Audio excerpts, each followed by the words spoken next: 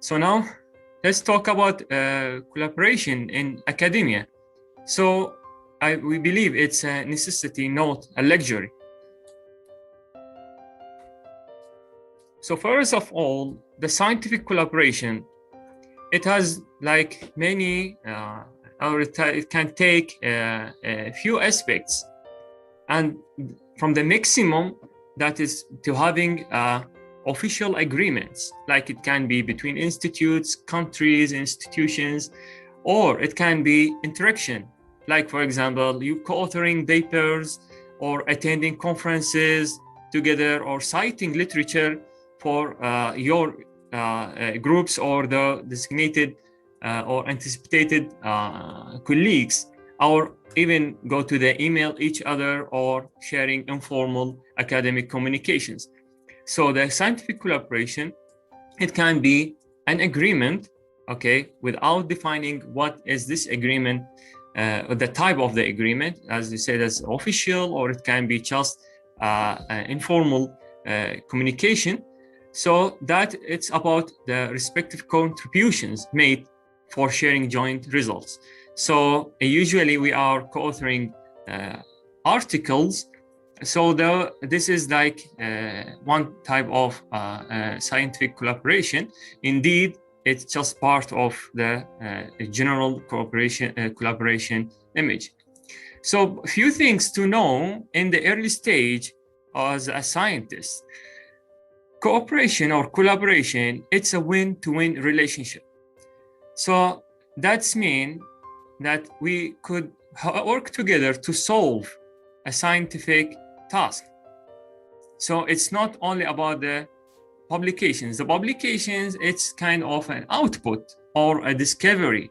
So the discovery can be formulated to many means, not only publication, but can be findings that can be shared and discussed for few groups, up to finding the significant contribution that you can change it into a publication.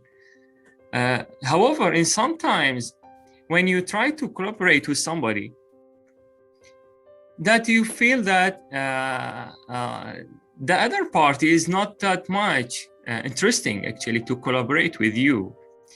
So why? Because in most of the cases, we need to share something beneficial. So if you believe that you have something strong, like if you work on specific software coding, if you are working on the specific field, you are like computer science, data scientist, or you are like good at lab work, you need to show this point. Otherwise, the other party, or I'm talking about the seniors, they might be not interested to work with you. But don't afraid of rejection. It's a sign that you need to increase your skills. So we say the young researchers, they are just up to anything come in their minds, start to see anything that they feel it's promising. However, the professors or the seniors in the field, they think as what it's possible to make it, to change it as a discovery or an output. So this is how we looked at the things from different angles. In a certain time, or along your journey as a scientist, during graduation or after you get a faculty position, you need to decide whether you go alone or along. So in most of the cases now, as a graduate student, a master or a PhD, you think that everything you are doing by yourself, which is true in some conditions. So it's also sometimes related to the culture. For example, I worked in Malaysia, and I worked in Iraq, and I worked in Turkey, and I share with some colleagues from Italy. So we can see now the Southeast Asian or the Middle Eastern or the, let's say, European culture is totally different when it comes to work together. But in general, we have, if you work with somebody else, we need to build our network. So if you start early, and there is actually an article published by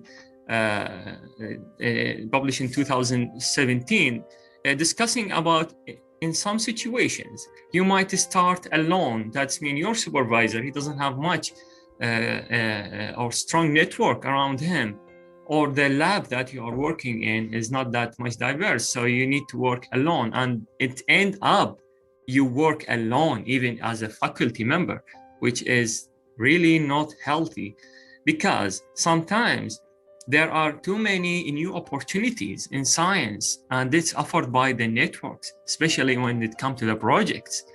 Or for example, if you need feedbacks to your work or results. So usually those seniors or those who are working on different aspects of your discovery, let's say you are working on, like us, as a natural hazards or in remote sensing applications. You know that remote sensing, for instance, it has too many aspects, like designing the filters, or you need a geologist, or you need people working on computer science, or like me as a civil engineer. So most of those applications need a diverse team members. So then this kind of interaction will help you to develop even your negotiation and conflict manager when you deal with a group from the early stage.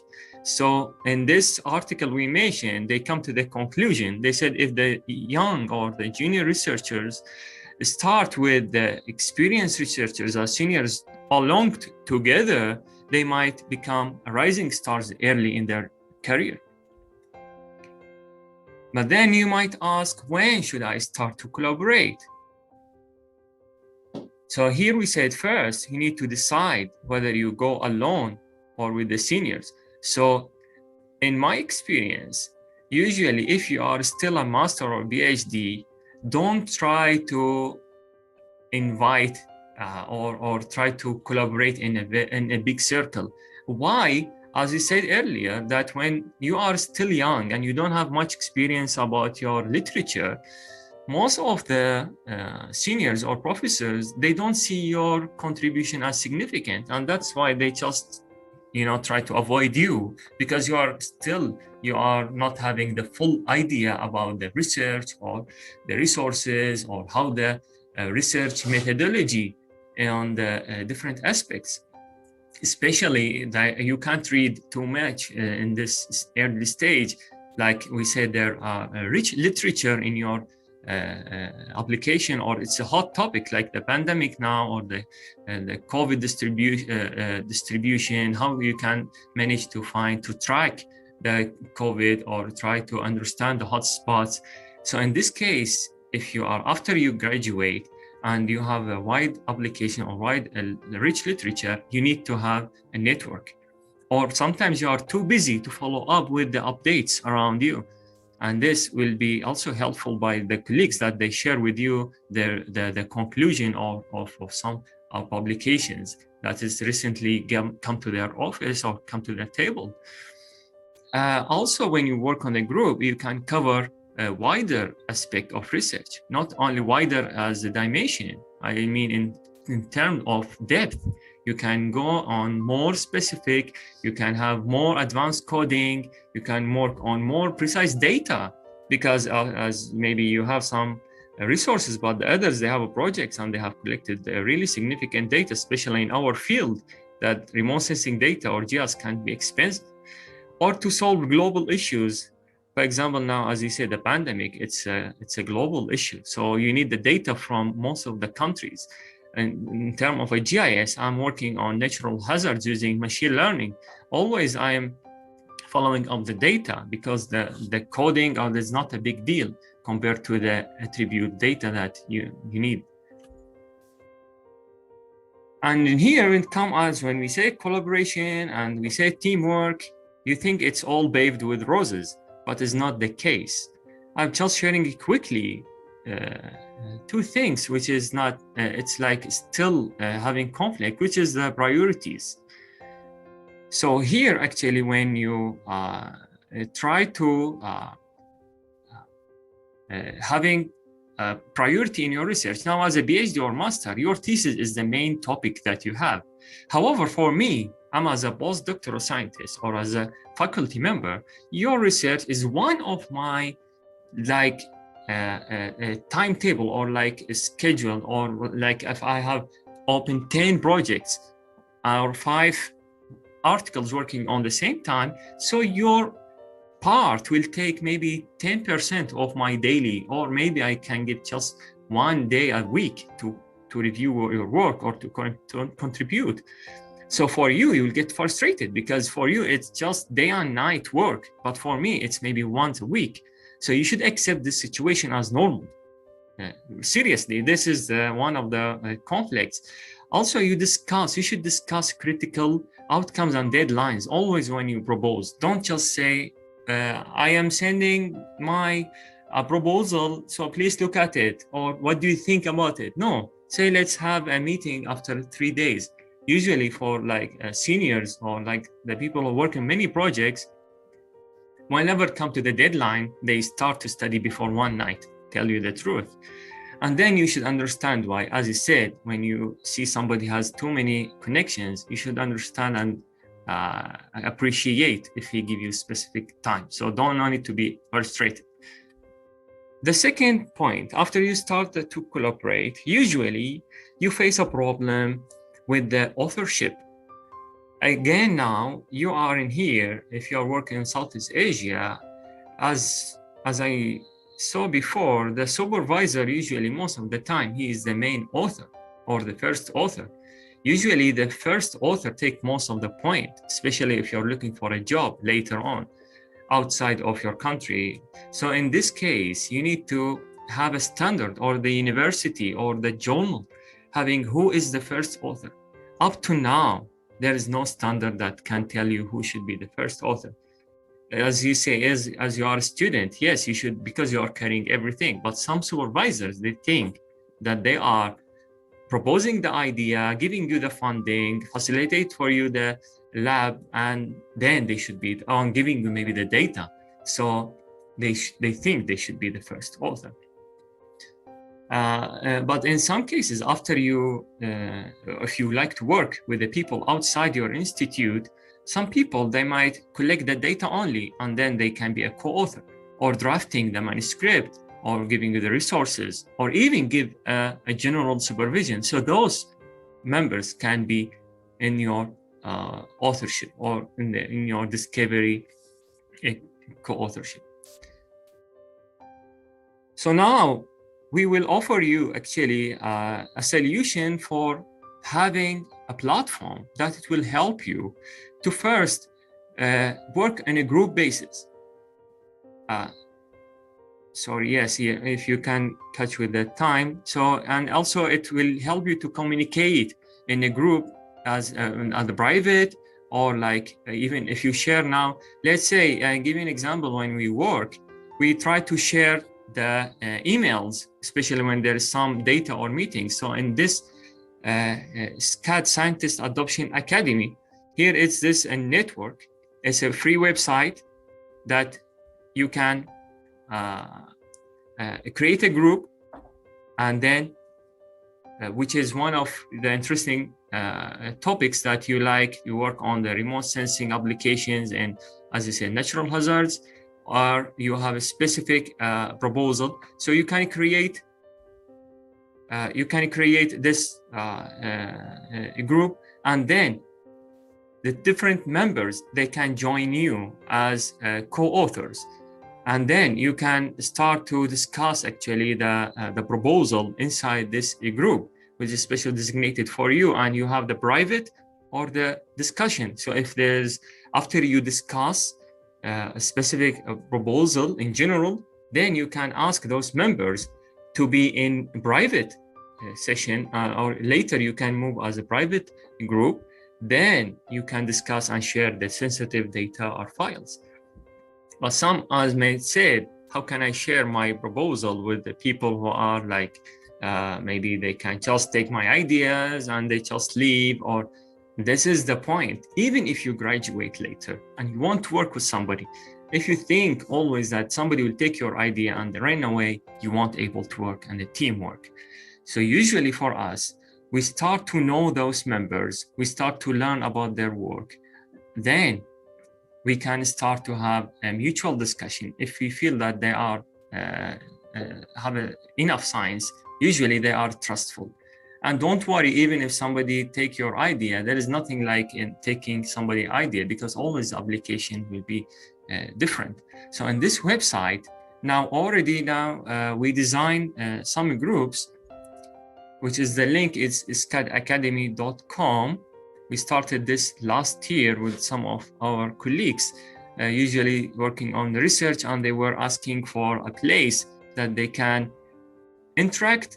Not like, for example, in the ResearchGate, if you want to work with somebody, usually you're sending message, maybe he reply or not. But in this SCADA Academy, you design the group, then they should come inside your group if they like. And after they like, if they come inside, then you can start discussion.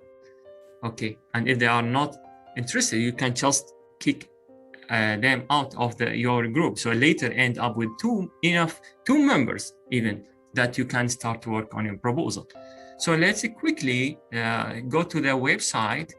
I will show you how it works here. We propose for the ISRS to bring every room. So when we have the program, so we have this remote sensing application for land, UAV. So now for this room, for example, remote sensing, we will create it as a group. And I listed the articles inside this group.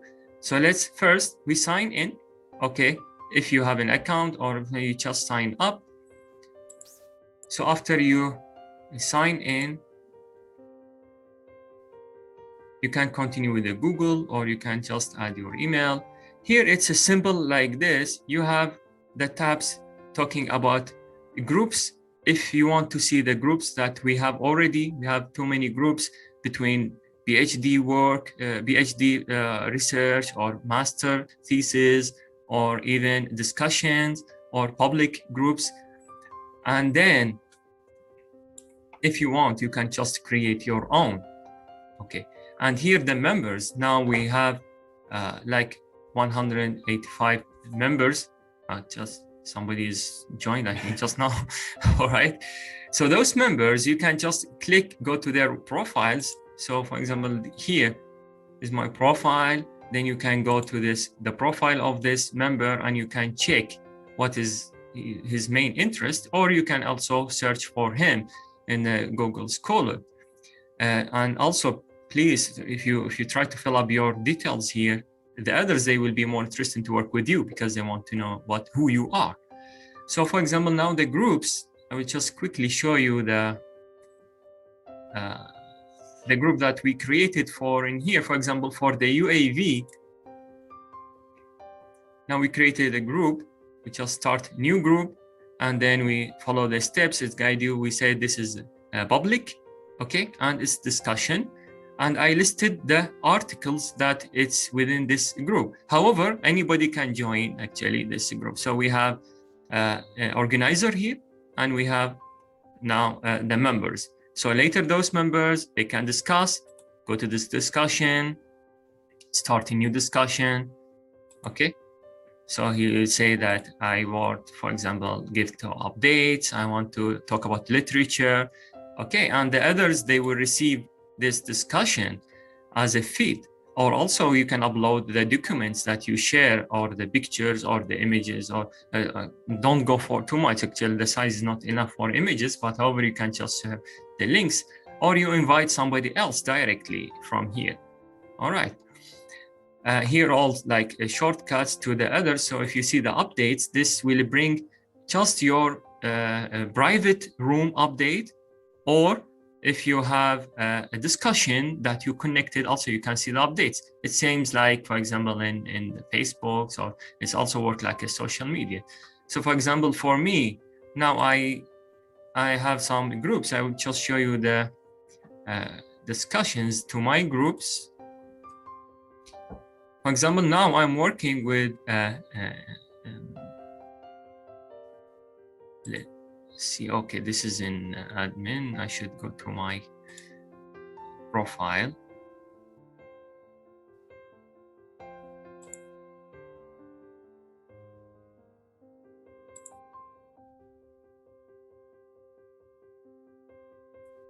So yeah, same issue. You can connect to any of those members or sending them messages.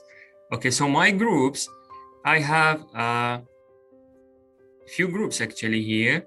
One of them, I just want to show the MSc thesis. So I have a student, actually, he's working on the, you see here the deep learning. We have another student working on the uncertainty in the geospatial applications. So in here also we have, you see the discussions that we share. For example, I send them, for example, if you want to work on the literature using Mendeley and so on. So in this platform, I hope it can be useful actually to start today to introduce yourself to the other members that they are already in here in this Zoom meeting, or the others that it might, you will introduce yourself to them that in already they are in our network. You can check the website and you can see, for example, in here also we are working now almost in 1 year. So you can see the log file of the documents. So up to here, thank you very much for listening and follow up with me. I hope it was easy to follow.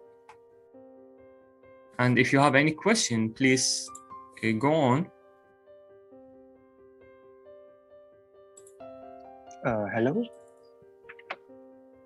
Oh yeah. Can I have a question?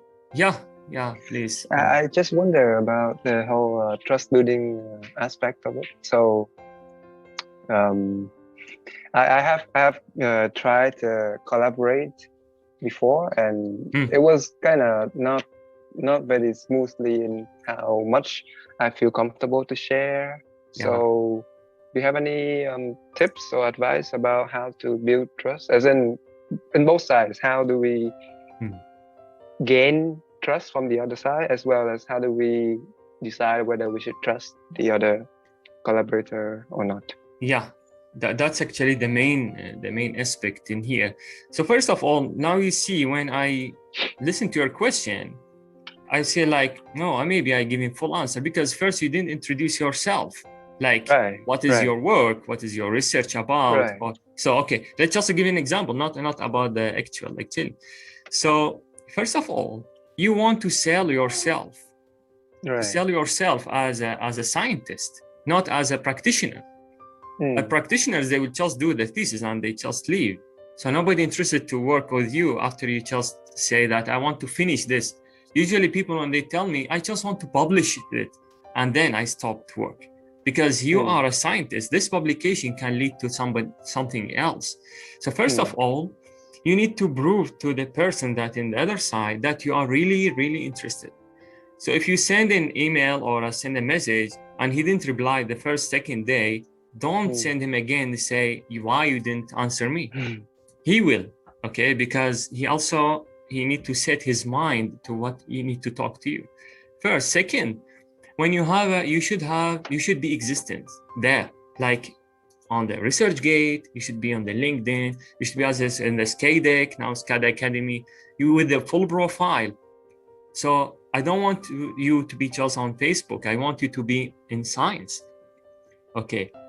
Third, still you don't have publications. So what you have just science now, but you don't have publications, you don't have output.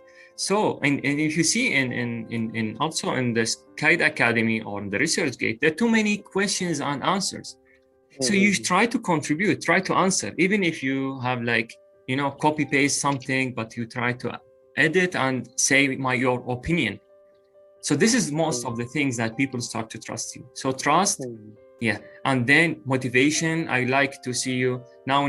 Mr. Pike is just beside me. We decide to work on this small young student night. Actually, he's coming early, and before I'm telling him, now he pushed me to leave my work and sit with him. So be intensive. Okay, so hopefully this gives you some tips, and if you like, you can just connect with me on the SCADAC. We can just share anything. Also Sure, on the thank you very much for the tips. Oh, I'm from the University of Tokyo, by the way. Sorry for forgetting to introduce myself. Thank you very much. All right. Anything else? Just I need to stop sharing. Okay. Do you have any question in the chat box? You send this message.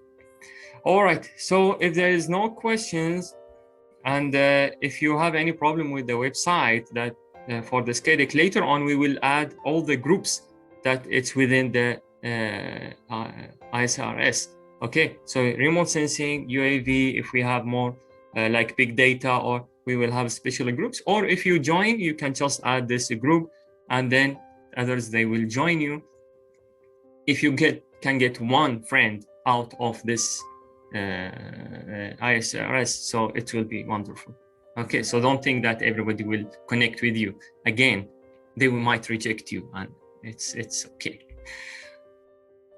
All right.